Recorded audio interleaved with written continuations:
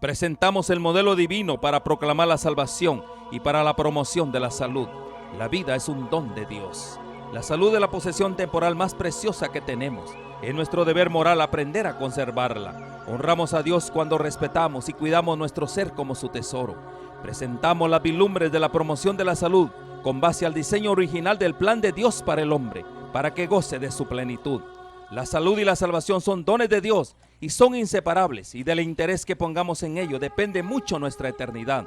Dios está listo para hacer su obra en nosotros, para que podamos compartir las buenas nuevas con poder, y solamente lo podremos hacer cooperando con Dios, teniendo un conocimiento más pleno del mensaje de salud, integrándolo a las buenas nuevas de salvación. Nuestro llamado es despertar en usted el deseo de disfrutar de la mejor salud física y espiritual hoy y ahora, poniendo la confianza en el Eterno, con una programación centralizada en el amor del Señor para sus criaturas.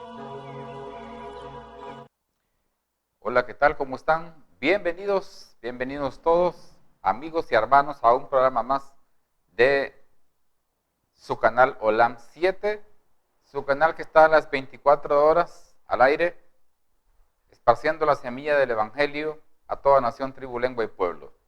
Estamos transmitiendo desde San Pedro Sula, en el norte de Honduras. Qué bueno que estén con nosotros y les invito, mientras está la introducción del programa, para que puedan buscar sus Biblias y que juntos podamos estudiar un tema de la palabra del Señor.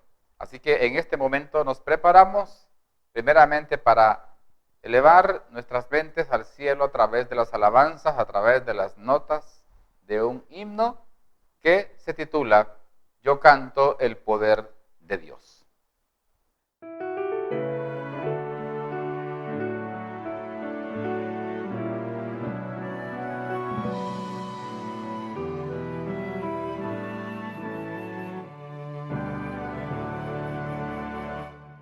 El mundo es de mi Dios, su eterna posesión.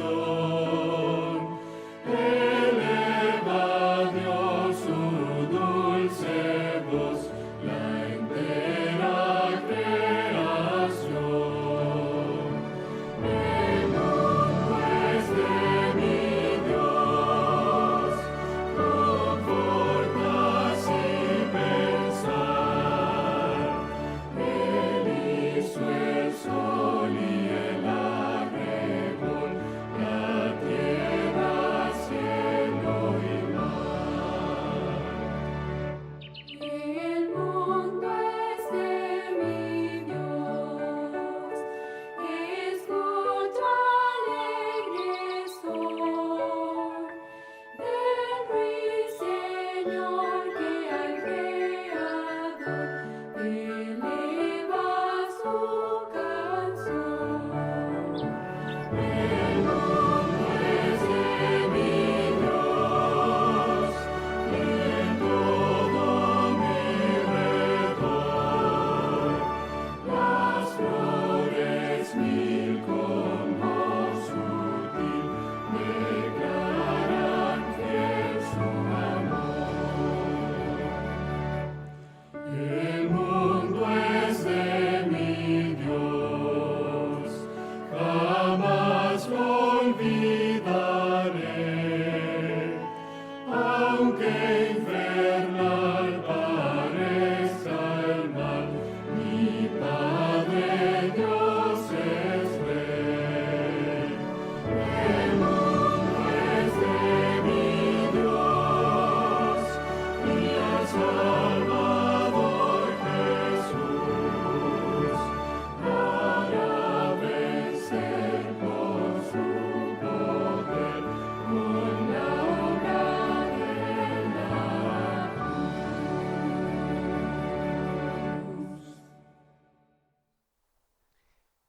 El mundo es de mi Dios. En la Biblia hay una expresión, en los Salmos, hay una escritura que describe lo siguiente: mía es la tierra y su plenitud, dice Jehová. Así que nosotros solo somos forasteros, somos pasajeros en este mundo. Nada es de nosotros de manera perpetua. La tierra, el oro, la plata, los árboles, todo lo que nosotros podamos ver, ¿Quién lo hizo? Dios, por lo tanto es de Él, no es de nosotros. Los pájaros, las aguas que corren por los ríos que nacen en las montañas, los mares, todo el cielo de su esplendor es de Dios. Así que nosotros no debemos de aferrarnos a las cosas terrenales, a las mansiones. Yo no digo que no deba la persona planificar, perseverar, persistir,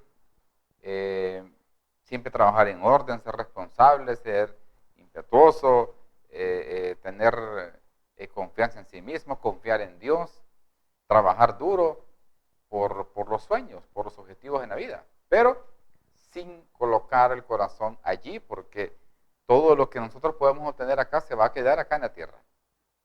En el día del juicio va a perecer todo lo terrenal que hayamos construido.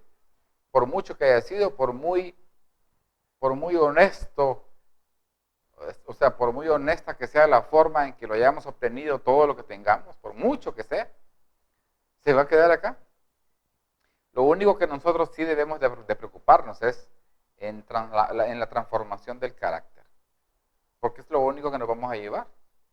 O sea, es lo que tenemos que mayormente esforzarnos por pulir, por mejorar lo que tiene que ver con nuestra actitud, con nuestra forma de ser, con nuestro trato a Dios, hacia nuestros semejantes, porque allí es allí donde nosotros tenemos las mayores batallas, con nuestra propia forma de ser, nuestras luchas, nuestros defectos. Es ahí donde tenemos que esforzarnos mucho para poder limar todas esas cosas que nos están estorbando, nos están estropeando y atrasando en el camino hacia la Canaán celestial. Estamos nosotros como los israelitas de antaño, que estuvieron en un desierto, vagando, peregrinando para una Canaán terrenal, que al final de cuentas sí era hermosa, era esplendorosa, tierra que fluía leche y miel, había vegetación, grandes frutos.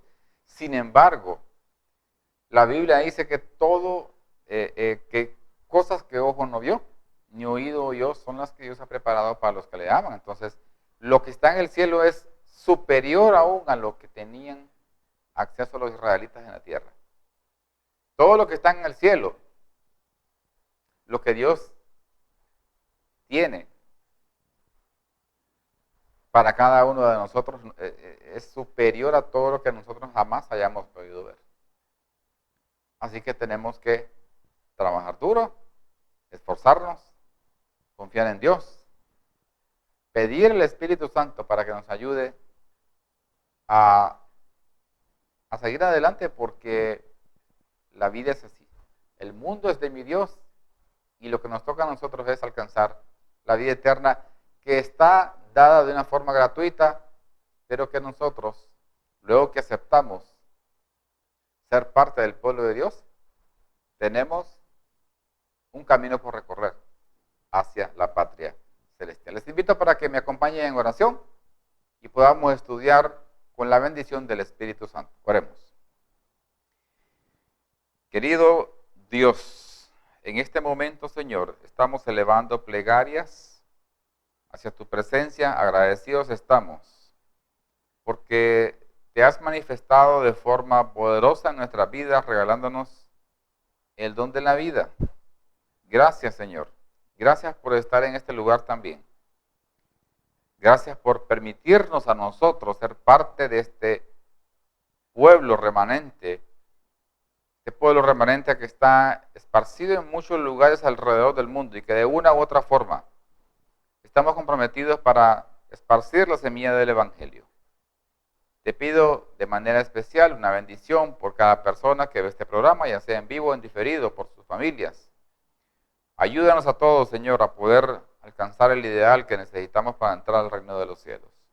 No porque tengamos mérito, sino porque el Espíritu nos fortalece y nos guía, nos conforta para seguir adelante en esta lucha que no es contra carne ni contra sangre, sino contra las potestades de las tinieblas. Padre, manda tu Santo Espíritu para poder estudiar tu palabra. Te pedimos todo en el nombre de Jesús. Amén. Muy bien. Quiero indicarles allí que me ayuden los compañeros en estudio a colocar al pie de la pantalla los enlaces de la página web y del canal YouTube para que usted pueda tener siempre en mente, o nuevas personas que quieran enlazarse con nosotros, para que se conecten en los dos enlaces y también puedan estudiar la Biblia junto con nosotros. Ahí, por esos medios, usted puede estar viendo esta señal desde cualquier parte del mundo. Así que ahí está la información para que usted la pueda ver. Y lo que vamos a estudiar a esta hora es lo que tiene que ver con las mujeres, las damas, en el ministerio de Jesús. ¿Será que tuvieron algún papel preponderante, importante en el ministerio de Jesús? ¿O será que es como algunos dicen, que solamente se tomaba en cuenta al hombre? ¿Qué dice la Escritura? ¿Será que tenemos evidencia de eso, que jugaron un papel importante las mujeres en el ministerio de Jesús? Déjenme, y nos vamos a enfocar mayormente en el libro de Lucas, en el Evangelio según San Lucas. El Evangelio según San Lucas es llamado también como el Evangelio de las mujeres, el Evangelio de las damas, porque es allí, en ese Evangelio, donde se describe grandes encuentros, grandes acontecimientos que tienen que ver con mujeres. Podemos encontrar ahí varios ejemplos, porque sabemos que en los días de Jesús las mujeres eran por la mayoría de las culturas de aquel entonces, estaban siendo menospreciadas, estaban siendo subvaloradas, eran discriminadas, no eran tomadas en cuenta. Y muchos de los hombres judíos en sus oraciones daban gracias a Dios porque no eran gentiles, porque no eran esclavos, porque en el caso de los gentiles, los judíos los miraban como así, como para abajo. Pensaban los judíos que ellos eran superiores a los gentiles por ser solamente el hecho de que Dios escogió a Israel como su nación santa, como el pueblo suyo. Y en el caso de los esclavos, pues evidentemente un esclavo no tenía derecho a nada más lo que el amo le dijera. Estaba siendo sometido, no tenía derecho a voto, no tenía derecho a voz. Y en la misma palestra estaba colocada la mujer. No era tomada en cuenta, no tenía voz ni voto. La autoridad, solamente la última palabra la tenía el hombre. Así que eso pedían algunos hombres judíos de la época de Jesús. Así que Jesús, cuando vino acá a la tierra, yo me imagino a las mujeres, después de que veamos las evidencias acá que aparecen en el Evangelio de Lucas, cómo las mujeres de aquel entonces se sintieron aliviadas, se sintieron agradecidas, se sentían que había una esperanza para ellas, porque no era como la sociedad las estaba viendo.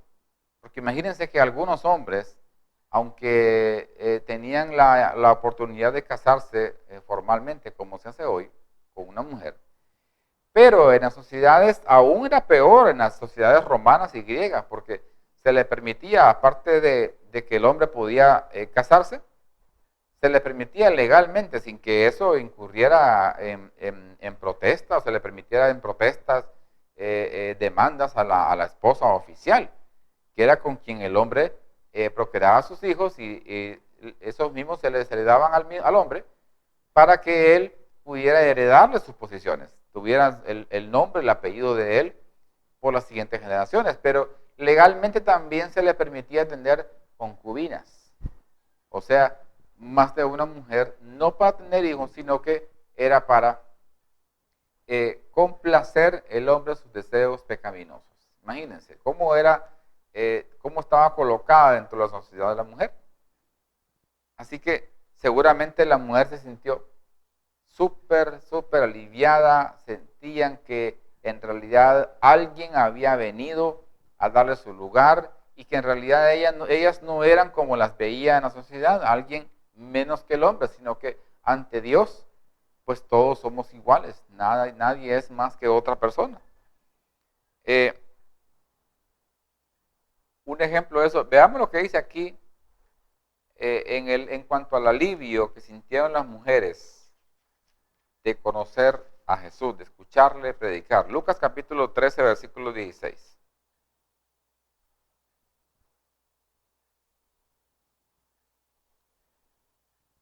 Hablando de la sanación de una mujer en el día sábado. Y a esta hija de Abraham, que Satanás tenía atado, que Satanás había atado 18 años, no se le debía desatar de esta ligadura en el día sábado. Imagínense cómo se sentía esa mujer 18 años atada, y como era mujer también era discriminada por la sociedad machista de aquel entonces. Pero Jesús no la ignoró, sino que se compadeció de su necesidad y sanó su enfermedad. Entonces, desde esa perspectiva vemos que aquí el telón era bien complicado. Después de que vemos esto, era complicada la sociedad para estas mujeres de aquel entonces, de la época de Jesús. Ahora nosotros veamos acá que solo Lucas registra la reacción de ciertas mujeres frente a la maravilla de la historia cósmica. O sea, que el Hijo de Dios, ¿de qué maravilla estamos hablando? Pues que el Hijo de Dios tomara carne humana para completar la misión redentora del Padre. ¿Sí? Y que también este hombre, el Mesías, que había llegado en ese tiempo para ellas, era la persona indicada para cumplir las profecías mesiánicas. Ellas lo veían así. Y este Evangelio de Lucas es el que resalta las evidencias, las expresiones de estas mujeres de Dios, que eran unas mujeres santas, eran unas mujeres devotas, entregadas por completo al ministerio, pero que la sociedad no las tomaba en cuenta. Entonces, ellas no comprendían en su momento también, no comprendieron plenamente lo que estaba sucediendo. Sus palabras y sus reacciones respecto de estos eventos asombrosos revelaron su fe por encima de toda la fe, aunque no entendían plenamente, pero tenían fe de que esas promesas que estaban citadas en el Antiguo Testamento se iban a cumplir. Vamos a leer algunas, tal vez leamos una o dos de las profecías mesiánicas. Y la primera, vamos a ver, porque seguramente habían leído estas, que están en Isaías capítulo 53, versículo 3 hasta el 6. Dice, despreciado y desechado entre los hombres, varón de dolores, experimentado en quebranto. Esa es una profecía mesiánica. Recuerden que Isaías era llamado el profeta mesiánico. Despreciado y desechado entre los hombres, varón de dolores, experimentado en quebranto, y como que escondimos de él el rostro. Fue menospreciado y no lo estimamos. Versículo 4. Miren todo lo que sufrió ahí Jesús. Ciertamente llevó él nuestras enfermedades y sufrió nuestros dolores, y nosotros le tuvimos por azotado, por herido de Dios y abatido. Versículo 5. Mas él herido fue por nuestras rebeliones, molido por nuestros pecados. El castigo de nuestra paz. ¿El castigo de quién? De nuestra paz. O sea, nosotros no teníamos paz, no teníamos salvación, no teníamos oportunidad de alcanzar la salvación. Pero aquí dice que el castigo de nuestra paz fue sobre él. Él recibió el castigo por nosotros. Y por su llaga fuimos nosotros curados. versículo 6. Todos nosotros nos descarriamos. ¿Qué pasó con todos nosotros? Dice que nos descarriamos.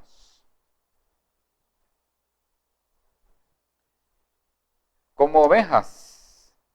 Está ilustrando aquí la forma como se comportan las ovejas. Las ovejas se descarrían, se van por su camino y el pastor es el que tiene que estar pendiente de que ninguno se vaya a herir, se vaya a tirar por un acantilado. Sigue diciendo, cada cual se apartó por su camino. Dice que las ovejas se apartaron por su camino, mas Jehová descargó en él el pecado de todos nosotros. Y veamos también ahora lo que dice aquí Zacarías capítulo 12, versículo 10.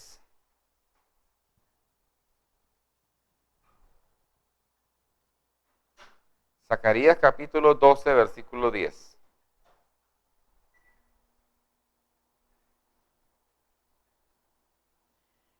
Dice, y derramaré sobre la casa de David y sobre los moradores de Jerusalén espíritu de gracia y de oración, y mirarán a mí, a quien traspasaron, y llorarán como se llora por su hijo unigénito, afligiéndose por él como quien se aflige por el primogénito.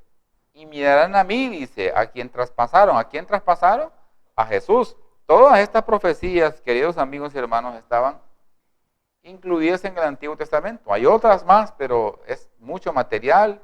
En qué ciudad iban a ser, en qué condición iba a reinar en el lugar donde Jesús iba a nacer. En fin, habían varias, y estas mujeres habían estudiado, estaban esperando al Mesías. Estaban pendientes de que llegara este hombre para la salvación de todas las naciones. Así que veamos acá un ejemplo en el Evangelio según San Lucas, capítulo 1, versículo 39 al 45. Lucas 1, versículo del 39 al 45. Aquí es el episodio del encuentro entre Elizabeth y María. Dice, aquí lo que tenemos que ver nosotros es, en cuanto a las palabras de ella, de las palabras de Elizabeth, qué es lo que está revelando estos versículos en cuanto a la comprensión que ella tenía de la venida del Mesías, del envío del Mesías de parte de Dios. Aunque sabemos que en todo caso era limitada, pero tenía conocimiento ella ya de la llegada del Mesías. Dice, en aquellos días, levantándose María, fue deprisa a la montaña a una ciudad de Judá. Versículo 40.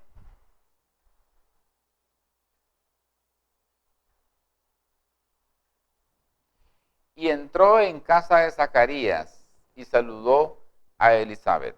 Zacarías era el esposo de Elizabeth, era el sacerdote de ese tiempo.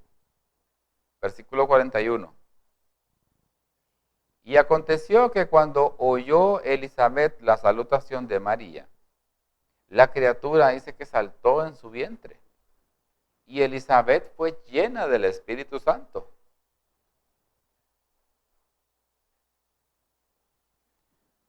¿Qué es lo que pasó aquí con Elizabeth? Dice que fue llena del Espíritu Santo. O sea, que era objeto también de una gran bendición de parte de Dios. Y eso, claro, y eso también, para conectarlo con esta historia, estaba conectado, o sea, estaba entrelazado con la salutación de otra mujer devota, santa de parte de Dios, que era María, la Virgen María. Versículo 42. Y exclamó a gran voz y dijo, bendita tú entre las mujeres, y bendito el fruto, ¿de dónde? De tu vientre.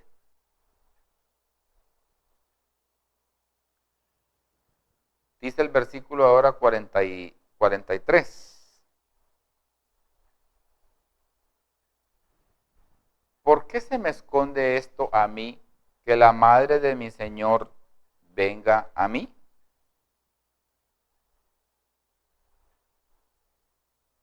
Versículo 44. Porque tan pronto como llegó la voz de tu salutación a mis oídos, la criatura saltó de alegría en mi vientre. Y luego dice el versículo 45. Y bienaventurada la que creyó, porque se cumplirá lo que le fue dicho de parte del Señor.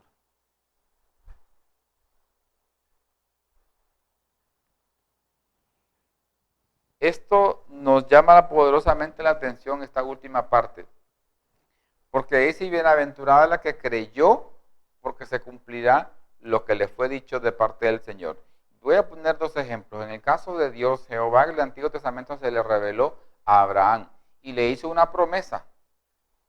Le dijo a Abraham primero una exhortación, una invitación a que saliera de la tierra, porque al salir de la tierra, él se iba a encargar de bendecir su parentela, su descendencia, y que iba a ser multiplicada como la arena del mar.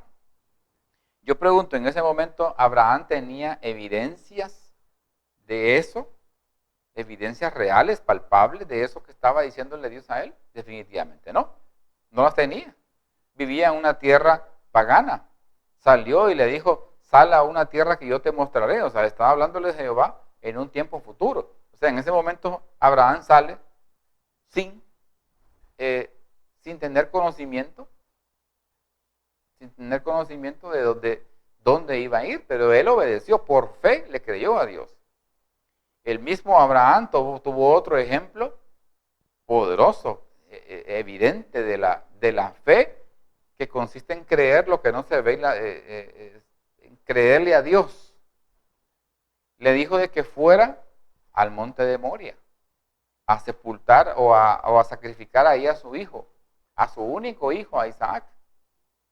Y Abraham obedeció. Fue y sin que le dijera, yo te voy a proveer allá un cordero, o llévate un cordero, o en el camino ves y te encontrás uno, o ves si en el camino alguien tiene y le pides uno. No, no le dijo eso. Todavía Isaac le pregunta a su padre, ¿y el cordero? Entonces le dice, Jehová Dios proveerá. Confió y obedeció el mandato de Dios, le dijo que sacrificara a su hijo, lo iba a hacer. Y también en el caso de Noé. Tenía evidencias Noé que en realidad en la tierra había caído un diluvio. Aún más, ni tan siquiera una gota de agua como lluvia de parte del cielo, no tenía. Entonces, ¿por qué Noé dispuso hacer el arca? Porque tuvo fe en la promesa de Dios. Tuvo fe en lo que Dios le estaba diciendo que iba a acontecer. Miren, qué tremendo esto, qué tremendo. Cómo esto acá está reflejando la misma fe que se había evidenciado en el Antiguo Testamento y que seguramente, en el caso de estas mujeres, habían leído eso, habían estudiado, ya tenían conocimiento de las maravillas que Dios había hecho con la fe de esta gente, de estos hombres de Dios, al creer en lo que Dios iba a hacer en sus vidas, y no tener duda de que Dios iba a obrar de manera prodigiosa y que lo que Él había prometido se iba a cumplir. Veamos ahora lo que dice siempre en el capítulo 2, versículo del 36 al 38, para que veamos también algo muy importante. Esta vez con el caso de otra mujer. Este caso fue el de Ana. Veamos lo que dice ahí Lucas 2, 36 al 38.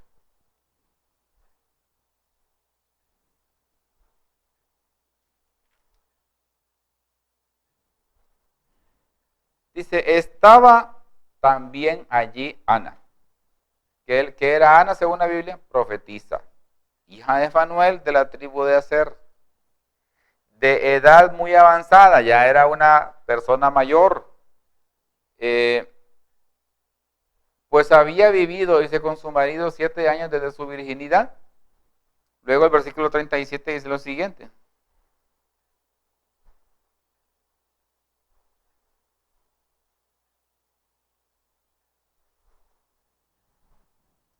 Y era viuda hacía 84 años. O sea, más los 7 que estuvo viviendo con él, estamos hablando de 91, más la edad que tenía cuando se casó, esta señora, esta hija de Dios, tenía más de 100 años. Era viuda y se hacía 84 años. Y estuvo 7 años casada. Y no se apartaba del templo sirviendo de noche y de día con ayunos y oraciones. Esta mujer, queridos amigos y hermanos, llegó a ser prácticamente la primera predicadora del Evangelio.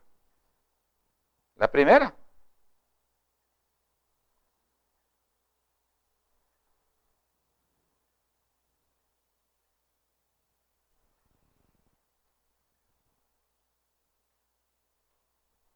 Versículo 38.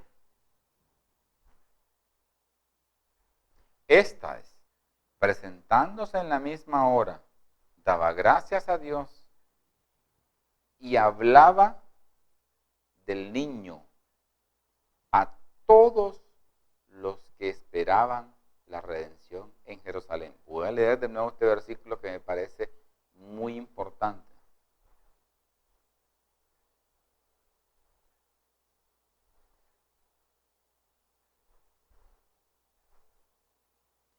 Dice, esta, hablando de Ana,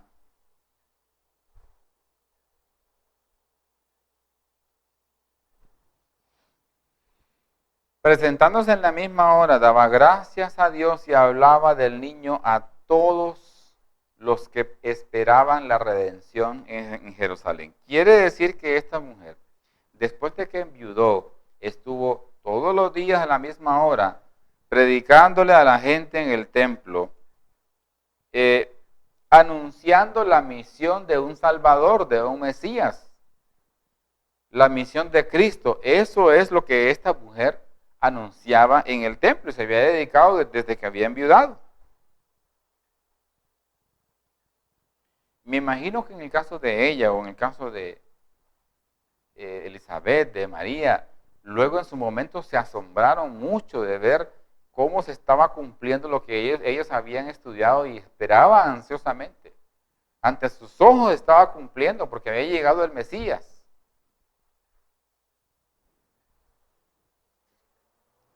Veamos también ahora Lucas capítulo 7, versículos del 11 al 17, para que leamos esta historia de otro milagro también de Jesús. En el caso de la forma como Jesús resucita al hijo de la viuda de Naín. Leamos lo que dice la Escritura, Lucas capítulo 7, versículos del 11 al 17. Aconteció después que él iba a la ciudad, que se llamaba Naín, e iban con él muchos de sus discípulos y una gran multitud. Imagínense a Jesús como en una procesión, una gran cantidad de gente que iban para Naín, ¿verdad? Y iba, dice, una gran multitud, aparte de sus discípulos, que eran muchos. Recordemos que no solamente eran los 12, él después había escogido 70. Luego dice el versículo 12, cuando llegó cerca de la puerta de la ciudad, he aquí que llevaban a enterrar a un difunto, hijo único de su madre, la cual era viuda, y había con ella mucha gente de la ciudad. Imagínense, aquí en la mera entrada de la ciudad había una gran procesión, una gran multitud que va saliendo, y viene otra gran procesión, una gran multitud que van entrando a la ciudad, pero aquí hay un gran contraste, porque la gente que iba con Jesús iban contentas porque quien guiaba a esa multitud era el dador de la vida, era la vida misma, era Cristo. Pero en el otro lado iba la viuda de Naín, una madre entristecida, acongojada, destrozada por la muerte de su único hijo, liderando una procesión, una cantidad de gente que lo que tenían era tristeza, amargura, desgracia, decepción. Ahí se confrontaron la vida y la muerte. Luego dice ahora el versículo 13.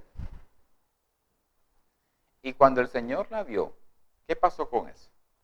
Se compadeció de ella y le dijo, no llores.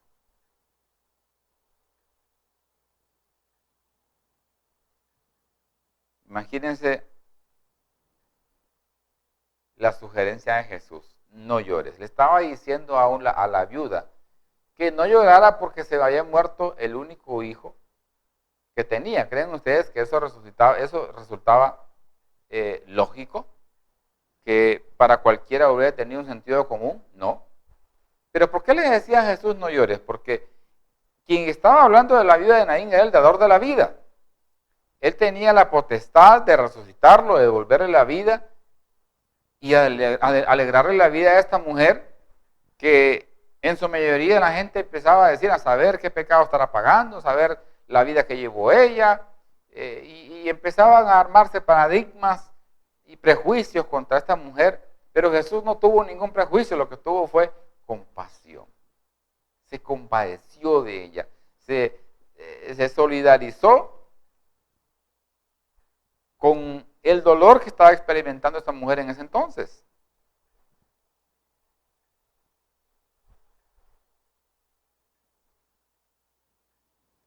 Él le dijo que no llores porque estaba en él el poder quitar la razón del llanto de esta mujer. Versículo 14. Y acercándose, tocó el féretro, y los que lo llevaban se detuvieron. Y dijo, joven, a ti te digo, levántate. Imagínense, pareciera que no resaltáramos acá. Cualquiera no pudiera resaltar, no pudiera ver lo que tiene que ver con este acontecimiento. Esto, precisamente, este acto de Jesús de detenerse y de tocar el féretro. Jesús estaba confrontando y derrocando una tradición judía, pero lo estaba derrocando, lo estaba poniendo a un lado, porque para él valía más la compasión de la gente, cubrir sus necesidades, no importaba las circunstancias que fueran. Veamos lo que dice en Números para que veamos algo importante respecto a esta acción de Jesús que sirvió para tocar el féretro del Hijo. Números capítulo 19, versículos del 11 al 13.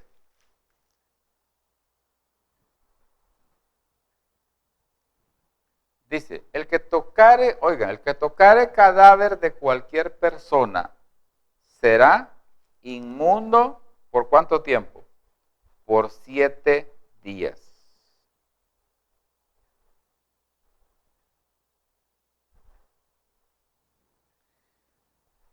Luego, versículo 12.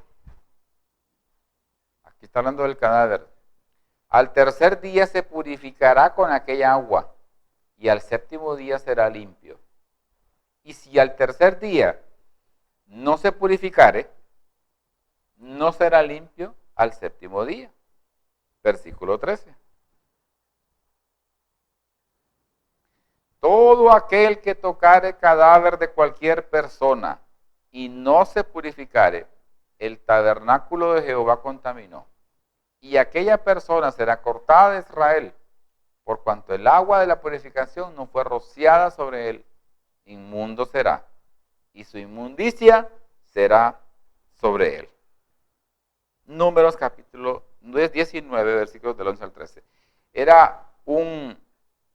Para los judíos era una contaminación ceremonial el venir y tocar un cadáver, un ataúd, algo que para ellos estaba ya contaminado, no podían hacer otra cosa después de eso. tenían que irse a purificar. Pero Jesús confrontó, como él siempre lo hacía, confrontó las ceremonias. Por encima de eso, para tener compasión de una israelita que estaba llorando desconsolada por la muerte de su hijo y que ya se disponían a ir al entierro. Jesús la vio llorando y se compadeció, paró la procesión y le dijo al muchacho que se levantara y que anduviera. Qué tremendo. Veamos lo que, sigamos con el relato de Lucas capítulo 7, versículos 15. Vamos a leer de nuevo el 14 en adelante. Y acercándose, tocó el féretro y los que lo llevaban se detuvieron. Y dijo, joven, a ti te digo, levántate. Versículo 15.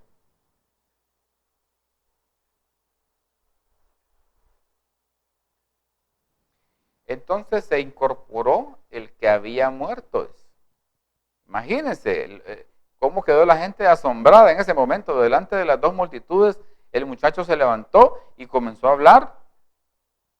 Y luego dice que el Señor se lo dio a su madre. Versículo 16. Y todos, dice, tuvieron miedo y glorificaban a Dios, diciendo, un gran profeta se ha levantado entre nosotros y Dios ha visitado a su pueblo. Imagínense, dice que tuvieron miedo, se espantaron, se sorprendieron en gran manera al ver que un muchacho se levantaba del ataúd y ya se disponía a andar y a caminar y hablaba. Y empezaron a decir, un gran profeta se ha levantado entre nosotros. Y Dios ha visitado a su pueblo. Luego versículo 17. Y se extendió la fama de él por toda Judea y por toda la región de alrededor.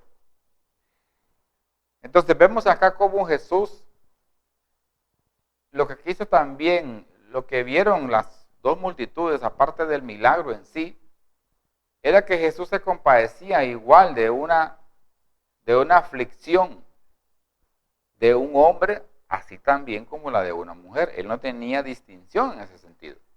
Imagínense a Jesús pensando igual que los fariseos. Igual que los fariseos. Hubiera dicho, bueno, vamos a hacer milagros acá y quiero que se reúnan acá las que necesitan un milagro, ya sea de cualquiera que fuere. Y ya les empezara a decir, bueno, miren, vamos a hacer milagros, pero primero los hombres y luego después las mujeres. O vamos a atender milagros 5 o 6 días para los hombres y 1 o 2 días para las mujeres. ¿Cómo se hubieran sentido ustedes? Como damas, le hablo a las damas. ¿Cómo sentiría usted? Relegada, discriminada. Pero Jesús no hizo eso. Siempre Él tuvo maneras especiales de tratarlas. Y aunque en algunas ocasiones aparentemente Él era grosero, pero tenía un propósito. Propósito que al final lo lograba. Él venía y rescataba siempre a la persona que estaba afligida o que estaba siendo condenada por algún pecado que haya cometido antes de ese momento, que ya la mujer es confrontada con su pecado. Ahora, veamos un poco más adelante el milagro que Jesús operó con otra dama, con otra mujer, aunque está relacionado con, primero leímos recién lo que tiene que ver con la resurrección del hijo de la viuda de Naín. Ahora vamos a ver la resurrección de el milagro. Al final, él se compadeció de ver la mujer llorando. Pero ahora Jesús hace el milagro en una dama. Y como respuesta de eso, pues obviamente, su familia, y solo menciona específicamente por nombre a su papá, que era Jairo.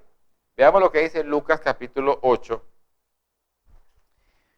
Lucas capítulo 8, versículos, vamos a leer, son varios versículos, pero vamos a leer el 40 al 42 de momento. Lucas 8, 40 al 42. Cuando volvió Jesús, le recibió la multitud con gozo, porque todos le esperaban. Cuando Jesús volvió, dice que la multitud le recibió con gran gozo. Estaban contentos, alegres. Recuerden que Jesús era el que les suplía sus necesidades. No solamente de restaurar enfermedades o de resucitar, sino que también las necesidades físicas, en el caso de la comida y en otros casos también hasta la bebida. Versículo 41. Miren cómo estaban ansiosos que Jesús llegara, porque dice que todos le esperaban. Luego dice aquí, entonces vino un varón llamado Jairo, que era principal de la sinagoga, y postrándose a los pies de Jesús, le rogaba que entrase en su casa. Versículo 42. Porque tenía una hija única, que hacía como 12 años que se estaba muriendo, y mientras iba la multitud, le oprimía. Ahora leamos el versículo 49. O antes de leer este versículo 49, creo que ya se nos está agotando el tiempo, pero quiero resaltar algo, que cuando Jesús iba a resucitar a la hija de Jairo, a él fueron y le avisaron de que la niña estaba muy mal, de que necesitaba que él fuera para que la restaurara de su enfermedad. Pero Jesús se tomó todo el tiempo del mundo para llegar a donde estaba la hija de Jairo. Todo el tiempo del mundo, y cualquier cosa él se detenía, la gente le oprimía, no lo dejaba caminar luego, no lo dejaba avanzar, y él parece que no tenía, tal vez no tenía noción del tiempo, aparentemente, pero claro que él sabía. Se tomó todo el tiempo del mundo para llegar, hasta que llegó un momento que le avisaron, ya no molestes al maestro, ya no le digan nada porque ya la niña ya murió. Eso lo avisaron. Pero luego Jesús vio la tristeza del hombre y le dijo, si tú crees, le dice, si tienes fe. Recordemos que Jairo era uno de los principales de la sinagoga. Jairo era el que se encargaba de buscar, de delegar, de realizar el programa de todos los sábados. Buscaba quién iba a predicar, quién iba a tener la lectura, quién iba a tener los cantos. Era Jairo el encargado de eso. Es increíble cómo Jesús no dejó ningún detalle por fuera. Inclusive también Jesús se compadeció y él recibió con mucho amor, con mucho cariño a los niños. O sea, él no tuvo distinción entre hombres, mujeres y niños. Él siempre estuvo atento, pendiente, nunca dijo que no, nunca escatimó aún si era sábado, porque la Biblia dice que es lícito hacer el bien en el día de reposo, en el día sábado. Es lícito hacer una ayuda a alguien, contribuirle en una necesidad que tenga. Claro que era bueno. Pero los judíos, los fariseos, habían malinterpretado el mandamiento del sábado. Y habían añadido cosas que Dios nunca había mandado en la Escritura. Así que vemos en esta reflexión que hemos tenido el día de hoy, cómo Jesús se compadeció de todos. Así que si usted está con problemas hoy en día, hablo de las damas, problemas con su esposo, con sus hijos, financieros, espirituales, personales, de salud, clame al Dios de la vida, que Él estará atento en escuchar su clamor para contestar y suplir esa necesidad de acuerdo a su voluntad y en el tiempo del Señor. Escuchemos para terminar, la tumba le encerró. Hermosa alabanza.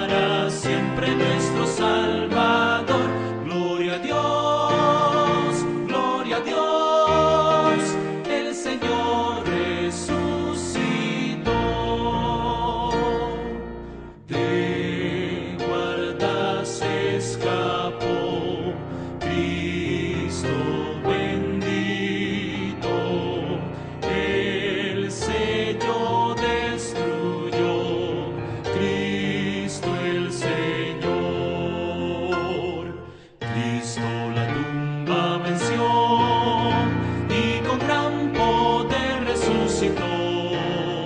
Ha vencido ya la muerte y el dolor. Vive para siempre nuestro Salvador. Gloria a Dios, gloria a Dios. El Señor resucitó. La muerte dominó, Cristo bendito, y su poder venció, Cristo el Señor. Cristo la tumba venció y con gran poder resucitó. Ha vencido ya la muerte y el dolor. Vive para siempre nuestro Salvador. Gloria a Dios, gloria a Dios. El Señor resucitó.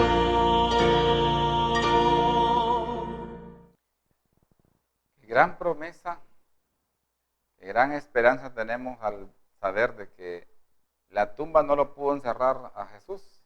Resucitó, ascendió y prometió que iba a venir otra vez.